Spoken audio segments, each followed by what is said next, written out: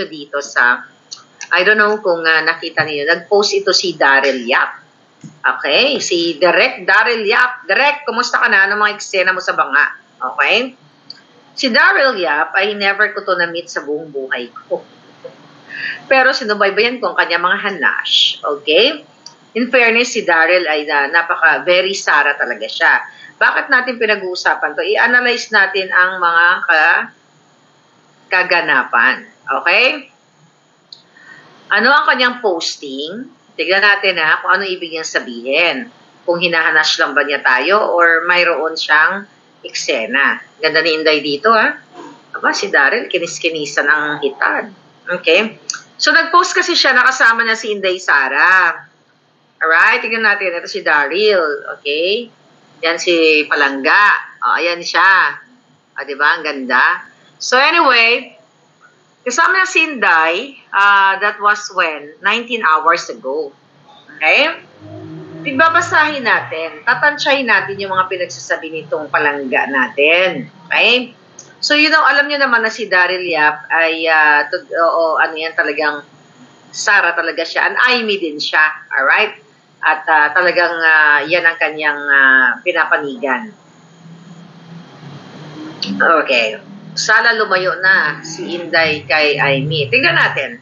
Sabi kasi ni Daryl, ang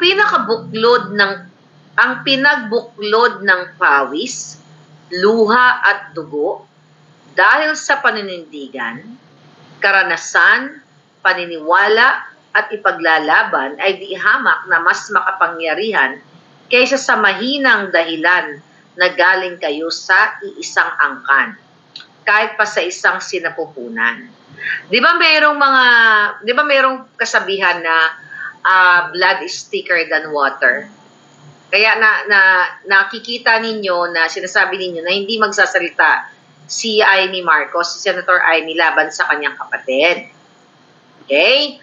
At meron din akong ganyang agam-agam actually. Kaya nga, tinataningan natin yan ng bonggang-bongga si Senator Aimee. Diba sabi ko sa kanya, diba sabi ko, isang hibla na lang pag hindi ka pa nagnangabels. Okay?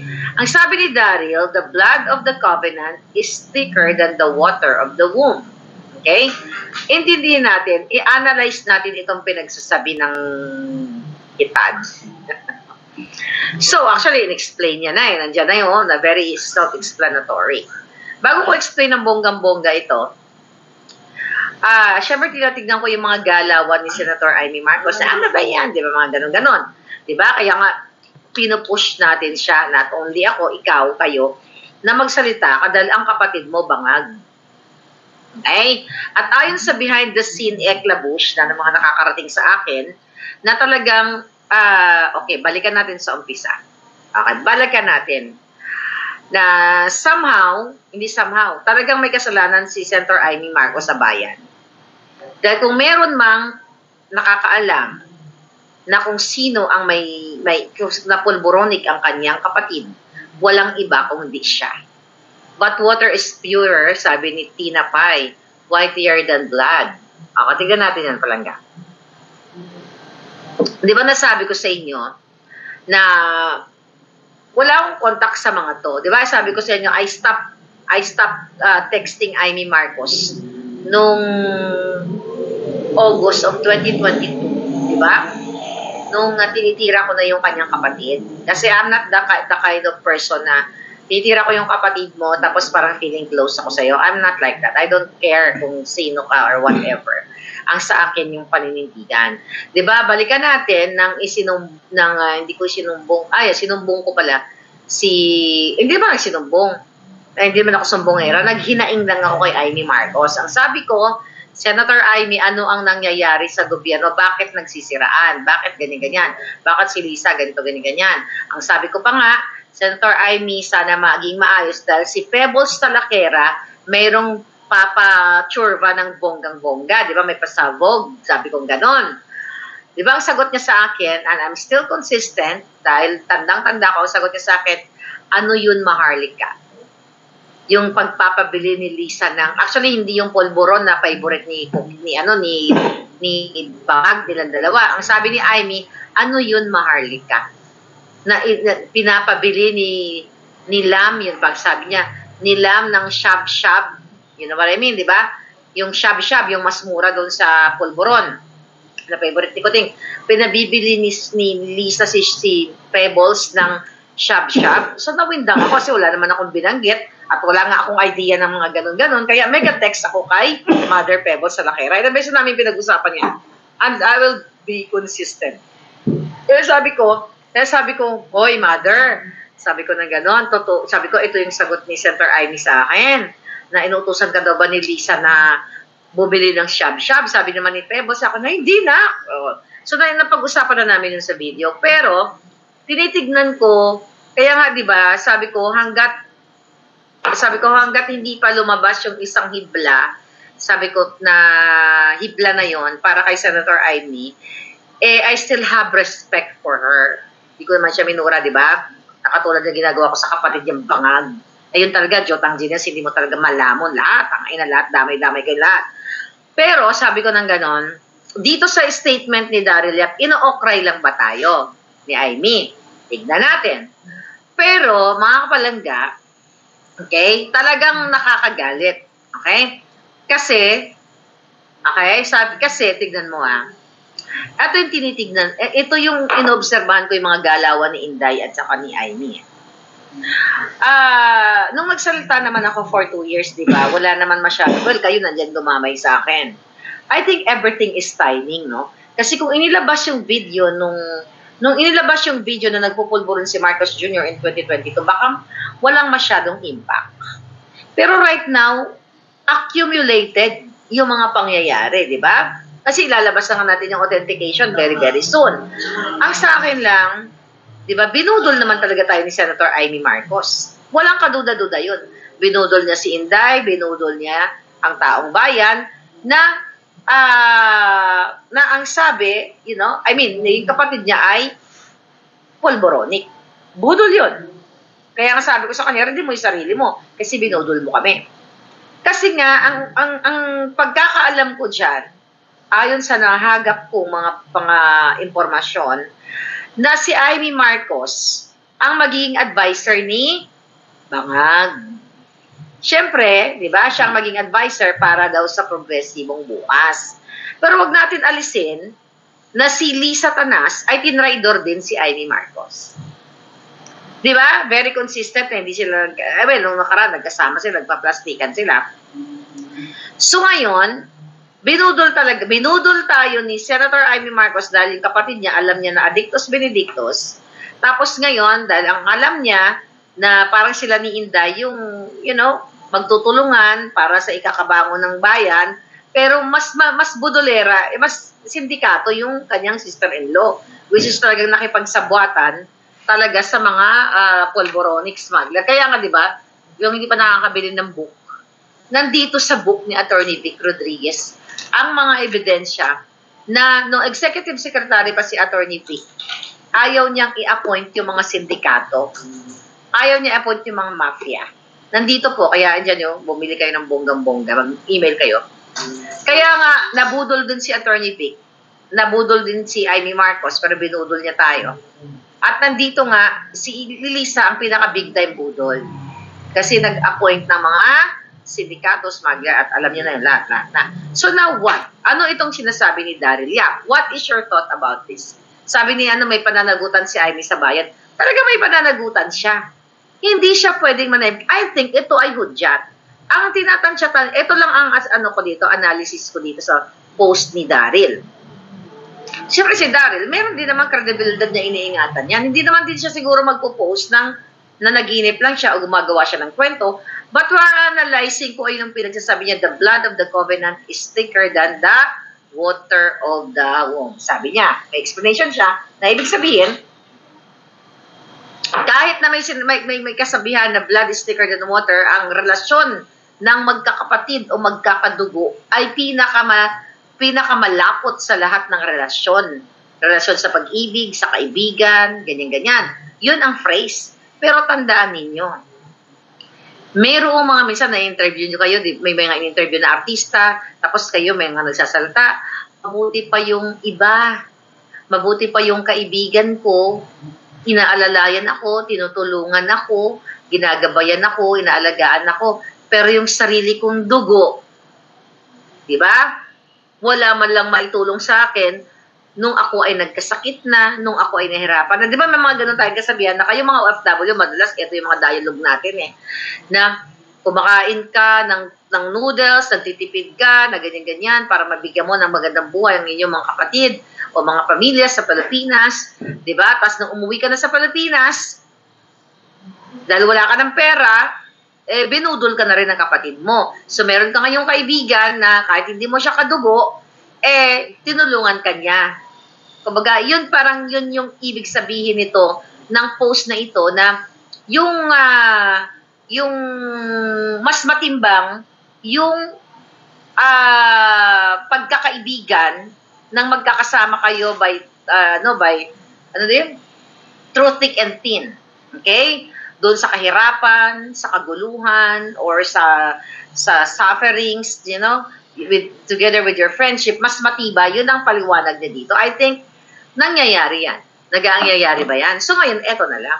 Ano ang gagawin ni Amy Marcos? Kung itong statement ni Daryl Yap ay isa sa buhay ni Amy Marcos, which alam naman natin, kasi magkasama si Amy tsaka si Daryl, di ba? May picture sila. Ayan, ito pala, for sure, nag-uusap yung mga yan. Ano yung pinag-uusapan ng mga itad? Di ba? Ang problema kasi natin palangga, magkakasama pa si Inday, si Amy, at silang dalawa. Do you think, eto nakikita ko, I don't think na to si Inday Sara ay bago magsalita, hindi nalalaman ni Amy. I think they have conversation. Okay? Pero sige, i-extract natin ang sinasabi ni Daryl Yap. Sabi ko nga, kung isa sa buhay niya ito, isa sa buhay ni Amy Marcos, yung sinasabi ni Daryl Yap, na mas malapot ang dugo, ayan, with my with my own pananalita, na kung mas malapot ang dugo, okay, the blood of the covenant is thicker than the water. Mas malapot yung dugo ng pinagsamahan nyo bilang magkakaibigan. Okay? Ibig sabihin tayong dalawa, kunyari, sino ba yung kaibigan ko? Iniisip ko kung may kaibigan ba ako na malapot yung dugo.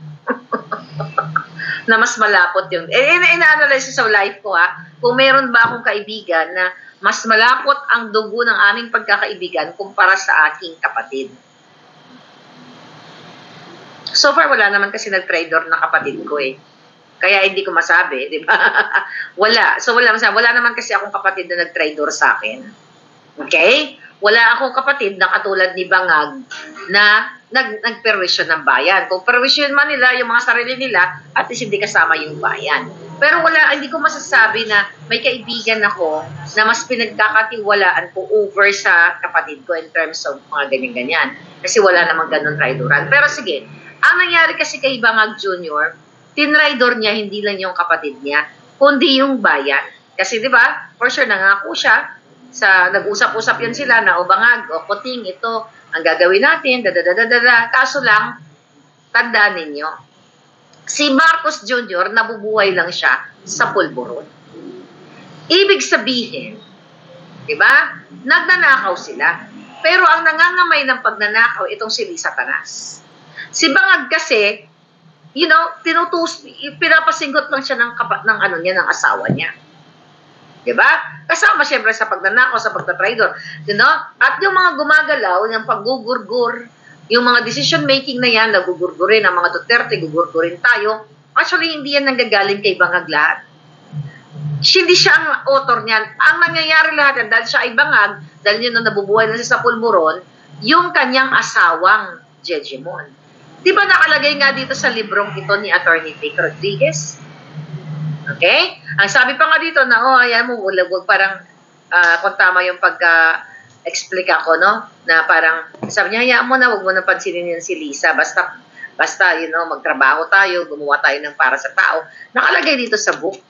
Pero ginawan nga ng paraan ni Lisa Tanas na maalis si Vic Rodriguez. Kasi gusto ni Lisa Tanas mamayagpag ang mga sindikato. So more on Lisa talaga. Si Bangag, dahil asawa niya yon, syempre, di ba? Pinag-ano niya, di ba? Ipinagpalit niya yung friendship. Kasi traidor nga si Bangag. Yung friendship at pangako niya sa tao at pangako niya sa kanyang kaibigan, sa kanyang spokesperson, sa kanyang executive secretary na sinamahan sila, tinraidor niya hindi lang si Vic Rodriguez, kundi yung taong bayan. Okay? Dito tayo sa kay Daryl Yap na mga chuba-chuchu niya na ang pinagbuklod ng pawis, luha at dugo dahil sa paninindigan. So referring na yung pawis, luha at dugo ni Inday Sara at ni Amy daw, di ba? Yun ang, hindi man nakalagay pangalan ni Amy, pero yun ang interpretation ko. At paninindigan, karanasan nila, paniniwala at ipinaglalaban ay hindi hamak na mas makapangyarihan kaysa sa mainang dahilan ng galing kayo sa isang angkan. Kung ito ay isa sa buhay ni Amy Marcos, ang statement, at I believe baka may basbas din ni Amy Marcos to. Maybe mali ako, maybe meron, maybe wala. Pero kung ito ay isa sa buhay ni Amy Marcos at i-redeem niya ang sarili niya sa pagtatraidor niya sa bayan sa pagsuporta sa kanyang kapatid na Adictus Benedictus, at ipakita niya sa taong bayan, okay? At sabihin niya, yes, ang kapatid ko ay Adictus Benedictus. At siya ay magpapa-interview kung totoo yan nung una pa lang. Sabi ni Tamba Monyo TV. Ngayon, mga palangga, eto na nga. Let's give her a little bit, benefit of the doubt. No to Marcos kahit sino. Tama! Tama naman kayo dyan. Pero kung magsasalita siya, then the people will decide. Kung magsasalita si Marcos, si Amy Marcos, nasasabihin niya talaga, yung alam nyo, matatalino naman tayong lahat. Okay? Matatalino naman tayong lahat. Maliban nandun sa mga trolls, sa mga bayad. Kahit may talino yung mga yan, kakampi talaga sa sindikato. You will feel, kung totoo, itong sinasabi ni Daryl, at tayo naman dito, I'm not siding them. I'm just analyzing, di ba? Ina-analyze lang natin itong sinasabi niya. Kung totoo ito, ang sinasabi ni Daryl Yap, na ganyan-ganyan, mas matibay, mas pinagbuklod ang pawis, luha at dugo at eksperyensya, ibig bang sabihin si Amy Marcos ay lalabas? Paano siya lalabas? Magsasalita ba siya? Privilege speech pa sa Senado? Nasasabihin niya na oo, ang kapatid ko po ay bangag talaga siya at dapat niya na magpahinga. Senator Amy, hindi ka pwede magsinungaling. Sabi ko nga sa'yo, sinabi ko sa inyo, ilalabas ko yung authentication. Baka mamaya, bukas makalawa. I'm just waiting. Okay? The right time is tomorrow, or maybe later, or now ngayon. But I'm just waiting for the forensic expert. Okay. I'm just waiting for the forensic expert, yung kanyang guidance. Kasi sabi ko nga kanina sa inyo, may pinirmahan akong kontrata doon, agreemento, kung ano ang pwede at hindi ko ilabas. Okay, no need Marcos, sabi ni Pamela Desplagues. Ano opinion nyo? Kaya playing safe, nandiyan na yan. Okay? Pero kung magsasalita siya para sa katotohanan at aminin niya sa taong bayan na oo, ang kapatid ko, kasi sinabi naman di ba, naggawa sila ng pelikula, yung Made in Malacanang, sinabi doon na si Marcos Jr. ay party lang ng party. At walang alam, tatamad-tamad, di ba? Actually, nagalit si Lisa Tanas doon Di ba? Pinatigil niya nga yung mga doon, yung mga sinihan, pinagkakausap niya na huwag suportahan yung Made in Malacanang na yun, di ba? Actually, paano ba yun? August yun, sinuting nila. Sinewing nila. Okay, I'll tell you something. This is a revelation. I supported Made in Malacanang. Ito, Daryl, I have to be honest with my feelings right now. August yun Doon ako nagsimula ng mga ahas-ahas. Okay? Hindi pa ako masyadong full-blown na, na bangag-bangag. Na nagsasalita kay bangag. Nasa babaeng ahas pa lang ako noon sa stage na yun. Basta August yun. Actually, masakit na sa loob ko na suportahan yung film mo, Daryl. masakit na sa loob ko na suportahan yung film mo at saka film ni, kanino ni Amy Marcos. Ngayon ko lang na sinabi first time. Kasi nga, nakikita ko na yung pagiging bangag ni Junior. Do you know that nag-gather ako ng 3 beses, 3 pagkakataon, 3 beses ko napanood yung Made in Malacanang to support that film, Amy Marcos and Daryl. But, you know, dahil noon, umpisa pa lang umaasa ako na, you know that, Senator Amy, 3 beses ko yung sinuportahan. Ito ilang beses ako nabudol. Kailangan magpaka-ano tayo dito para makita nyo yung saan kami nanggagaling. Yung pelikula nyo, tinext pa kita, Senator Amy, ng yung pinakita ko sa'yo, yung mga reservations ng tao na pinuno namin yung isang sinihan. Sinend ko sa'yo yon. Okay? Nandiyan dyan sa'yo. Hindi ako pwede magsinungaling. Sinuportahan ko ang pelikula mo kahit buwisit na buwisit ako kay Lisa at saka sa kapatid mo. Kasi umasa ako noon, baka magbago pa. 3 beses ko yan pinunood. Nagtawag ako ng mga palangga ko at alam nyo yan, di ba? Na ng mga taga dito, pinanood ko sa Carson, pinanood ko dito, ewan ko saan pa ba yun. Basta 3 times. Okay? Pinuno ko yung sinihan just to support that. Pero hindi na 100%. But I am a true friend. Okay? Na umasa na akala ko ibangon yung Pilipinas. Ngayon ko lang naalala yung mga pangyayari nun. Yeah, direct Daryl. Hindi ako magsisinungaling dito. 50-50 ako nun para sabi ko, sige na lang. Sabi ko na baka magbago pa tong ano na to. Baka magbago pa, baka sakali. Kasi fresh pa lang, August pa lang yan. So alam niyo yung sakripisyo namin na mga loyalista, Senator Amy. Tapos bubudulin nyo lang kami, bubudulin lang kami ng kapatid mo. Kaya you have to get out. Kung ano man ang sinasabi ni Daryl Yap dito, na mas the blood is, yung mas malapot ang dugo ng inyong pagkakaibigan ni Inday Sara, please you stand with Sara. Stand by her. Anong ibig ko sabihin? Yung dugo mo, okay, tama. Diba? Yung dugo mo, at galing kayo sa isang sinapupunan. Diba? Forget about that sinapupunan. Dahil ang milyon-milyong taong bayan, 120 million Filipinos, yun yung nakasalalay. Kung hindi ka selfish, Senator Amy, you have enough. Ilang buhay na lang ang matitira sa mundo ninyo, mundo ko, mundo. At naman tayo, well, you'll never know. Kailan tayo matutugi, kaya tayo maguguro. Ang sa akin lang, tama na yung pambubudol. Kung ano man ang sinasabi ni Daryl dito, gawin mo. Magpa-interview ka, magpasalita ka, kahit huwag ka na magpa-interview. Kung ayaw mo, well, sa media o kung ano man, umupo ka na lang dyan sa Facebook page mo, ilitan niya mo ang lahat ng kasalanan ng kapatid mo. If you are for the people. Anyway, you've been in the government since nung ikaw ay dalagita. Ano pa ba? Tinulungan namin kayo na sana ibangon, i-redeem ang inyong pamilya. Pero lumabas na dugyot pala. Then you have true to your friend, Inday Sara. And to the people. Kasi, sabi ko nga, inadya ng Diyos na mangyari ito. Dahil kung hindi natin nakita si Bangag na mga Bangag at si Lisa, hindi natin, walang mangyayaring ganito. Diba? O siguro kung si Inday nanalo, diba, sabi ko sa inyo, baka hindi ako sumusuporta kay Inday kasi ngayon, kunyari, naglaban si Inday at saka si Bangag Jr. Si Inday ang naging presidente.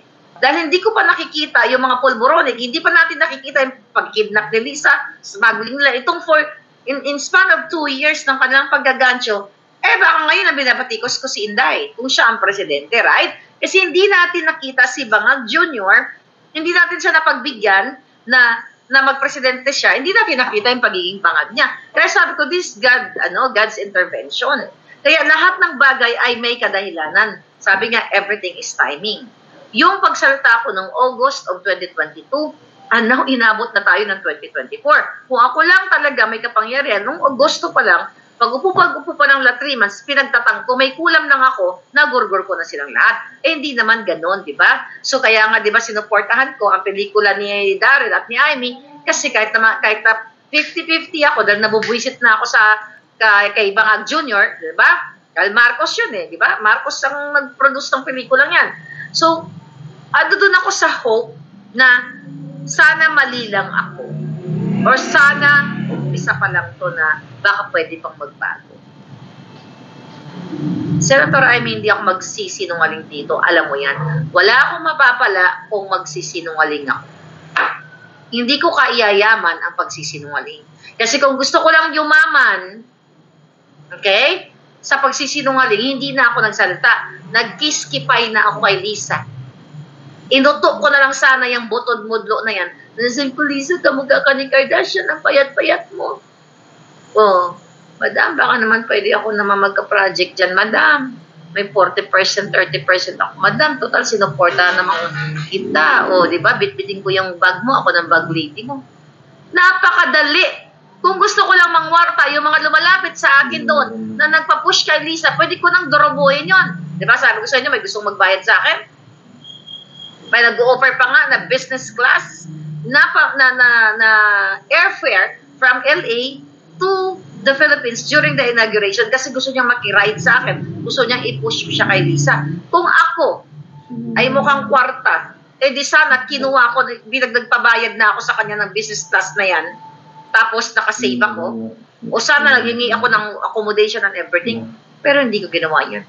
Kasi, ang intention ko para ibangon, para mabangon ang Pilipinas, hindi naman akong mabangon dahil hindi naman akong nasa government office. So ngayon, balik tayo kay Senator Amy Marcos. Okay? It's a movie, end soon, sabi ni Elizabeth, di ba? Ngayon, kung we were talking about the kung totoo ba to mga pinapakita sa atin. Ako, I will talk to Inday Sara right now. Well, kinakausap ko naman siya. Ayoko naman i-underestimate ang kanyang what do you call that? Okay, ang kanyang discernment. Kasi hindi naman natin nakakasama si nakakasama si Senator Amy. Nandito yung binayaran ni Lisa. Teka lang sandali lang gugurgurin kita isang beses lang. Ayan. Amusta ka naman? Gugurgur ka na. And now, the end is near. Oh, malapit na yan. So ngayon, ang pinag-uusapan natin, nandito pa si Daryl Yap. Daryl, nasa ka? Nasa ka palangga? O, magsalita ka. Ano to gagawin ni Amy? Magsasalta ba? Ba't ka nagsulat-sulat ng ganito? Ano to? Magsasalta na ba si Amy Marcos? Magpapa-interview ba siya sa mainstream? Magsasalta ba siya sa kanyang privilege speech? O magla-live siya? O magpa-interview ka dito? Pero wag na sa akin. You do your own thing. Pa-interview ka sa mainstream media kung i-cover ka nila. O, di ba? Tingnan natin kung i-cover ka ng mainstream media. Pag sinabi mo na ang kapatid mo ay Polboronic Addictus Benedictus.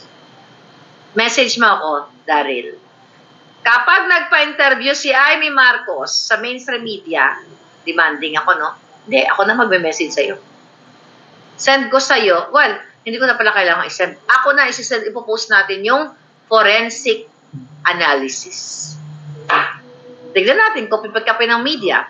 Pero kahit hindi pipikapin ng media, pipikapin ng mga bruskong mga polis, pipikapin ng aking mga palangga. Right? London Bridge is falling down, falling down. Yes, magpa-interview na lang sa mainstream media. Diba? Tama, sabi ni Cooking Kata Recipes. Yeah, magpa-interview sa mainstream media. Magsasako pala si Zorro. Ano? Magsasaka. Sabi ni Manika. Yeah, ako, ang na-analyze natin yung sinasabi ni Daryl at ang picture ni Senator Amy at saka ni ba't nakadila ako dito? Ang may itsura ni Palangga. Ngayon, Marlik ako ng pinagsasabi mo. So, ito mga Palangga, so, ito yung pinikilignan natin, yung kanilang eksena. Ito kasi yun magkasama sila. Anong niluluto ng tatlong yan? Nagluto ba kayo ng ng lugaw? Diba? Ayan po yung post niya. Ngayon, panindigan mo yan. Ayun, I challenge you, Daryl.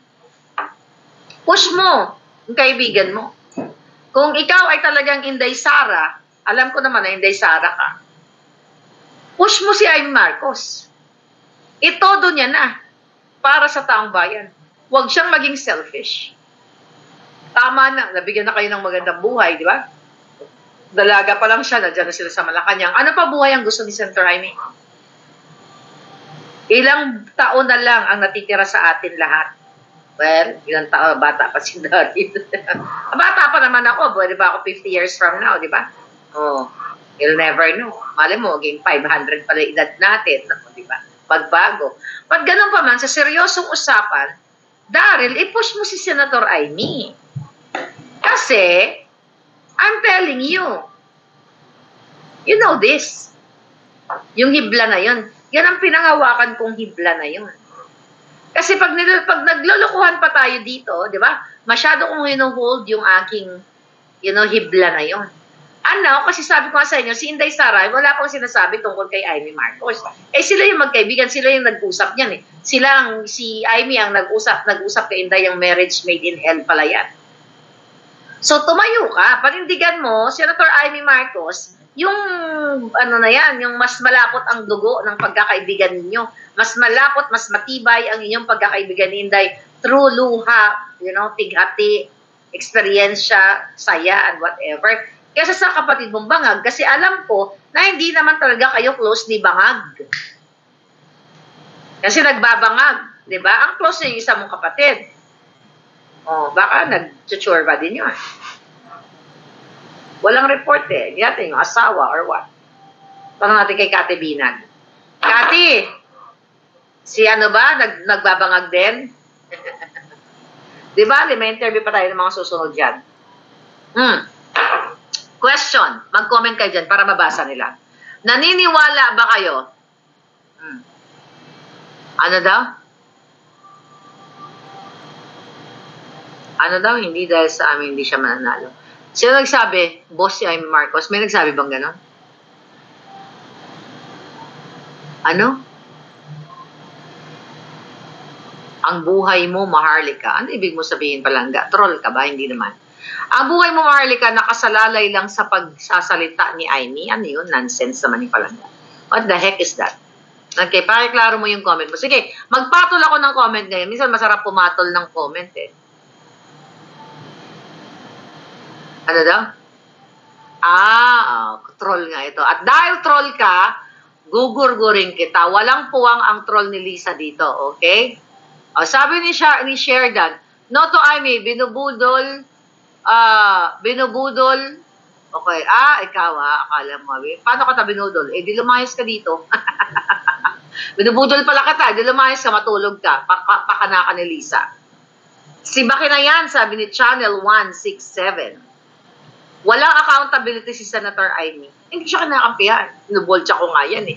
Ang sinasabi ko dito, yung post ni Daryl Yap. Diba? Kaya sabi ko kay Daryl Yap, ano yan, Daryl? I-post mo yang si Amy. Na panindigan niya ang taong bayan at panindigan niya si Inday na sinasabi niya mas malapot ang dugo. Robert Paxales, how are you, Palangga? Basta dugong Marcos traidor, never again. Ayun naman. We have to play our cards good. Diba? You have to play your cards good, darling. Diba? Meron tayong ilalabas na alas. Huwag kayong mag-alala. Huwag kang mag-alala. Di ako iiyak. Yun ba yun? Diyos ko, okay? Sabi niya, tanga na lang daw ang maniwala kay Amy Marcos. Okay? Tignan natin kung lalabas siya. Okay mo? Kaya nga napakaganda nitong topiko natin kasi nakikita niya yung hinaing ninyo. Sabi ni Emma, sorry Miss Maharlika, enough is enough for Amy Marcos and the other Marcoses. Yes, tama ka naman doon. Ang sinasabi ko lang, di ba? No more Marcos. Ang sinasabi ko lang, panindigan niya. Okay? Yung sinasabi ni Daryl dito na blood is thicker than, yung pagkakaibigan nila ni Inday Sara as mas malapot yung dugo na yun kumpara sa dugo ng kapatid niya. Do you think magpapabudol pa tayo muli? No way. Diba? Tayo magpapabudol. Okay. Sabi ni, ito, Aimee, makinig ka dito, sabi ni Cusinero, no matter how good and sincere Aimee to Inday Sara, the mere fact na she's a Marcos, it's the end of her political career. Kaya nga, dapat talagang mag-comment kayo ng bonggang-bonggang ganyan para nakikita niya. Right? Kasi nagbabasa yung mga yan. Ako talaga, Ilocano, wag ang Marcos, never again, sabi ni Lydia. Eh talaga naman. Pero kailangan niyang, okay, kahit hindi natin siya suportahan, kailangan niyang panindigan. Etong sinasabi na mas matimbang ang kanilang pagkakaibigan at ang kanilang luha, dugo, pawis, paninindigan, kung may paninindigan siya. Tingnan natin. Last year pa nagkakagulo ang mga bangag pero tahimik siya. Sabi ni Fabian Mapayo. Oo nga, tama ka naman doon. O, tiyan mo, ang dami, tiyan mo, Aimee, nakita mo? Budol pa more. Sabi ni Rupert Magsales, Daryl is another budol dog of Marcoses. Budol is not in question. O, tiyan mo, gamit. I got the two Kingmaker books. Dahil salamat, sabi ni Kaisa. Yung mga hindi pa naka-order, ayan na yung order na kayo. Okay, bukas daw po, i-file ang impeachment case. Di ba? Sinabi ko na sa inyo, mag-ano nga siya, mag-hire nga sila ng bayarang witness, fabricate, Ayan, grabe, No to Aimee, no to Marcos, sabi ni Jensen. See? Nakikita ninyo, you are powerful, we are powerful palangga. Pare-pareho tayo ng naramdaman. Ang sinasabi ko lang dito, pareho tayo ng sentimiento. Ang sinasabi ko dito, yung post ni Daryl Yap, doon tayo nagkaroon ng pag-uusap. Dahil ito, nagkasama si Inday, pero ako kasi ganito lang tayo. Ito usap tayo ng masinsinan. Okay? Ako, I really don't care. Parang si Cathy Binag. Wala akong pakialam kung sino ang maupo na presidente. Whether military, pare, as long as matanggal ang mga bangat, matanggal ang mga kawatan. Si Sara man yan, military man yan, obispo man yan, o ako man yan. I'm serious. Kasi, bangag na ang gobyerno. Inuubos na nila yung perang bayan. Alam mo, maraming pwedeng mangyari. Maraming tatakbuhan itong laban natin. Kung tatanungin niyo ako kung sino yung dapat maupo, di ba? Kung sino ang dapat maupo, susunod dyan si Inday. Kapag si Kuting ay naligwak ngayon, di ba? Si Inday automatic. Pero maraming pwedeng pupuntahan ng mga sanga-sanga o daloy ng ating laban. You have to, alam yan ng mga palangga ko, kailangan maging broad tayo dyan. Pwedeng hindi si Inday ang susunod. Okay?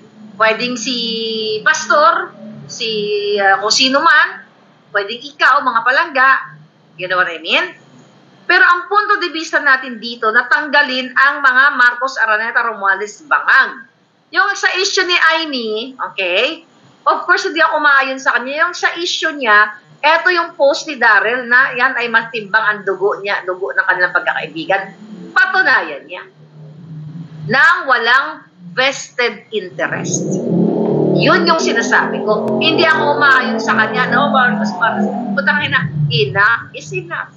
And you are right. Mali mo, mag-retire na siya. You'll never know. Gawin niya yung tama. Sige, hindi na ako magpupolitika. Ibubuking ko na yung kapatid ko. They share budol DNA. Feeling lucky. The second time, sabi ni Pobre Punoy. Hindi na yung makakalusot palangga. Hindi natin palulusotin yan. Thanks for always supporting palangga. Boycott na Rakisa. Yun ang punto. Tandaan nyo, ang pinag-uusapan natin dito yung post ni Daryl Yap. Alright? Na, ang ina-analyze ko, na pwedeng magsalita si Aimee Marcos na, dahil magkakaibigan pa sila ni Inday Sara Magkakaibigan pa sila ngayon. Kasi nabudol lang nga si Inday. I don't think Inday will allow allow herself to be budol second time around. 'Di ba? To budol again. So, ang tinitignan natin yung kung mas totoo bang mas malapot ang dugo ng pagkakaibigan nila. Kasi sabi nga, 'di ba, dahil sila ay may through thick and thin, magkasama sila, I don't know what they're talking about. Hindi natin alam, sila lang ang nakakaalam.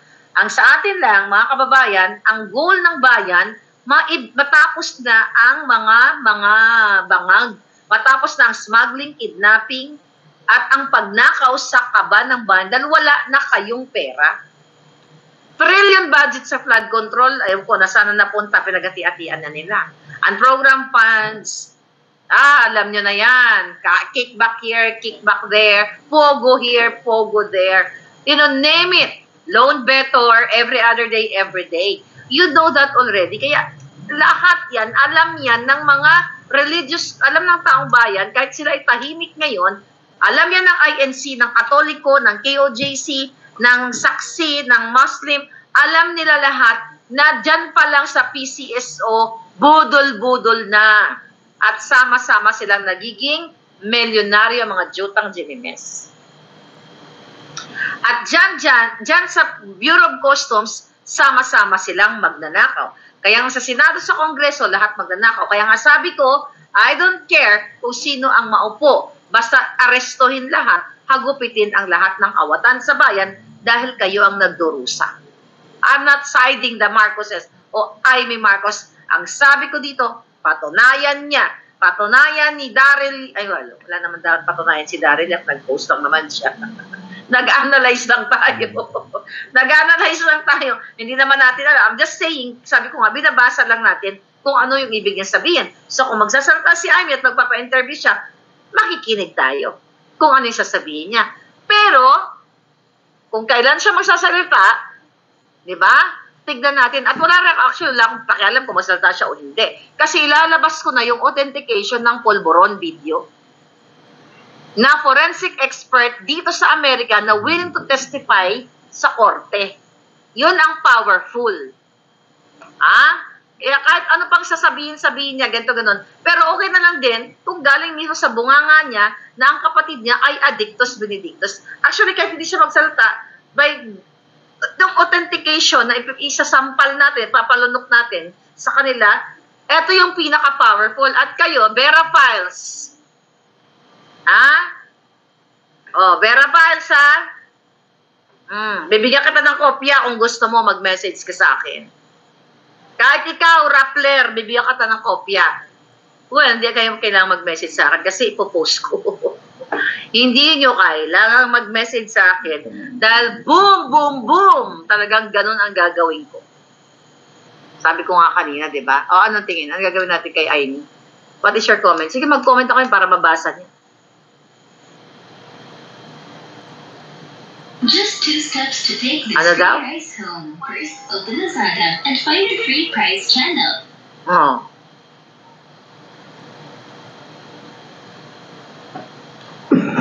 Sabi niya. Ano sabi? No to Amy. Don't allow Amy Marcos sa election. Exactly. Ano sabi palangga? Amy Marcos not going to admit that BBM are using Polvoron. Okay. Tagal na niya, ang dami niyang sinasakyan. Laway-laway lang. Correct? Okay, si Riza son. Okay? Kaya nga. Bakit tahimik sila? May trust issue na si Basti kay Amy. Sana si Sara din. Sabi ni Kachi Criselda Ponte. Tanga si Tara Amy pag nangyari yan. Sa kanya naman nakasalala yan. Pero you know what? Sabi ko nga, wala na rin namang yan, saysay. Pero ngayon, ang question, di ba sinusuportahan niyo si Sara? Okay, ito si Sara, nandiyan pa kasama pa sila ni Amy. So, tignan natin. Pero ako sa akin, I really don't care kung sinong maupo. Sabi ko, kahit ikaw pa lang basta hindi ka kawatan, kahit pare, maestra, diba? Kung sino man, basta tanggalin na totally, arestuhin na ang lahat ng mga bangag. Kayo ang gagawa niyan. Taong bayan ang aresto sa kanila. By speaking up, mag-speak out kayo, magsalita kayo, sabi ko nga, bitbit kayo ng flag, bitbit kayo ng kandila or flashlight nyo, umawit kayo, iparinig nyo yung boses, yun yung pinaka-powerful. Diba? Ang mga bangag. Balimbing yan si Super Ate. Okay, tama. Diosdado de los Santos, they're afraid to act. Palangga, sabi ni Ignes. Pagurgur mo ang mga trolls. Mayroon ba? Parang wala naman ako nababasa. Meron trolls. Paano ba gurgur? Gurgurin nyo nga. Oo, teka, ito, meron. Ito yung isa. Naway mo si Digong ha. Ito sa'yo. Huwag tayong pabubudol uli. Walang magpapabudol. Sabi niya, hindi kayo magpapabudol kay Amy. I know that. Silent na lang, sabi ni Bonnie. Hindi kayo magpapabudol. We're just, ina-analyze lang natin na yung mga dramatization nila.